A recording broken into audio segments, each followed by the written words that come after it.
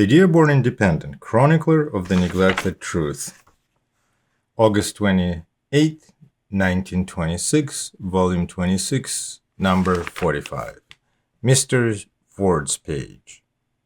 Neither optimist nor pessimist will ever be trusted with the reins. People are interested in extremists, but do not place responsible power in their hands. Extremists measure the distance sidewise. They do not extend the road in front. They are like channel lights that mark the shoals on either side, something to steer by, but not to steer toward. Extremists are useful as limits, and there are two extremes to everything. But we're not journeying to limits, we're journeying between them. Progress comes that way. It will lose many minds from needless burden if they can learn to look upon extremists not as leaders, but as waylights showing the width of the road on either side. The optimist may be a fool who has lost his balance wheel. The pessimist may be a wise man who has lost his buoyancy, which is faith founded on knowledge. Or the optimist may be a wise man who has declined to recognize one half of life, and the pessimist may be a fool who has let the reason be overpowered by a set of ruffian facts. In any case, both are useless as far as directing the march of humanity is concerned. There is probably something of value in each of these temperaments, something of truth in each of these points of view. It is characteristic of life that absolute zero is unknown in the human plane. Yet the extremist is the one person who is most readily heard, although he is the one person whom we consistently refuse to give over the reins. Extremes of every sort may become something of successes among us, and may provide another illustration for the argument that we are a thoughtless, mindless, misdirected generation. But there is another point of view. It may be granted that the readiness with which we, the majority, listen to extremists is evidence of the possibility of both extremes being within most persons according to temperaments. But it may also be said with some confidence in the importance of it that the fact that people do not follow the extremists in great numbers suggests another use for them which we have not recognized.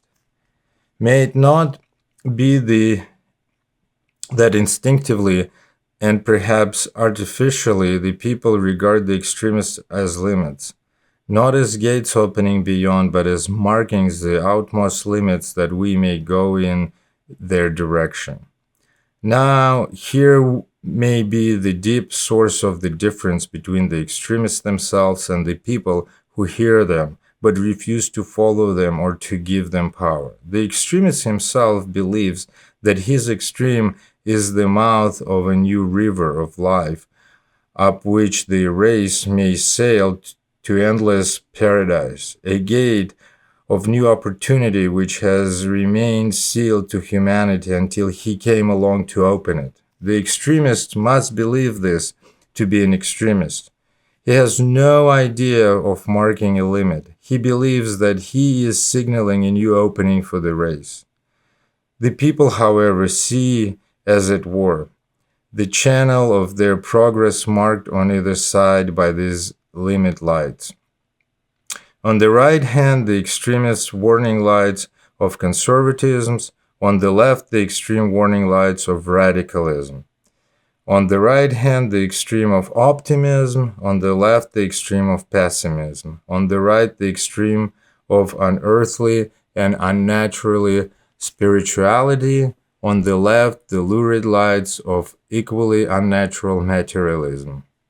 On the right, an uncontained, unanchored, and irresponsible altruism. On the left, abysmal philosophy of selfishness.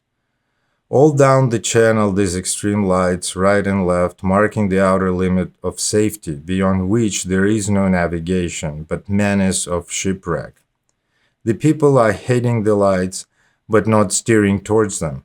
They're not regarding those lights as port lights. They're steering between them. These are not extremes the people seek. These are lights, the shoal lights. The extremes which the people seek are extensions. They instinctively know the meaning of those lights alongside the channel. They know they are not to be heeded, but not made a goal. They know that the kind of leading which their souls of progress crave must be of another kind, must shine above the channel along which they move. Limitations, when personal, mark the way a man must go. They are not obstacles, but guide points. He does not go toward them, but between them.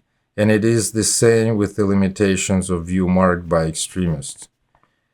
It will thus be seen that a society moves along the way that it is to go. A comparatively easy feat is to swing to one side of the march, right or left, and from these extremes of the line attract attention. It is in fact very easy. Extremes, boundaries, peaks, road ends, walls, shorelines, capes always attract attention. A man who veers to extreme right of a question is doing precisely the same thing as a man who veers to the extreme left of the same question. And both of them simply measure for the mass of people the distance the question will stretch sideways. There is no progress in either. There is no light ahead.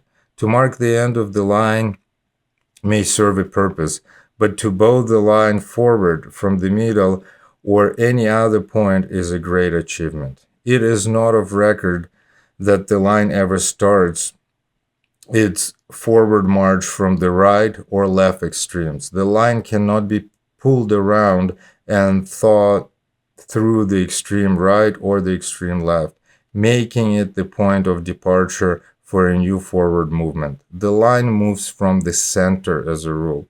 The whole line moves, even the extremes, for the extremes of yesterday are not those of today.